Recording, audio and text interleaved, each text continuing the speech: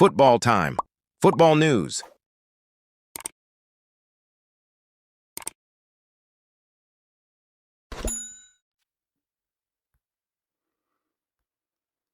Ancelotti kutilmagan mag'lubiyatdan so'ng nimalar dedi? Assalomu alaykum. Sizlar bilan Football Time, Football News. Carlo Ancelotti Valensiyadan uchragan mag'lubiyatga izoh berdi.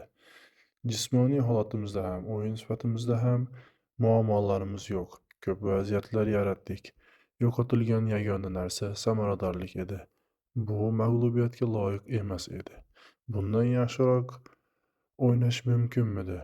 Ha, lekin biz g'alaba qozonishga haqli edik. Siz xohlagancha tanqid qilishingiz mumkin, ammo men bugun jamoamning ajoyib o'yinini ko'rdim. Biz ba'zida haqli tarzda mag'lub bo'lganmiz, lekin bugungi uchrashuvda jamoa mag'lubiyatga haqli emas, deydi jamoa murabbiyi Carlo Ancelotti. Siz nima deb o'ylaysiz? Fikringizni izohlarda qoldiring. Videomiz yoqqan bo'lsa like bosib, obuna bo'lishni unutmang.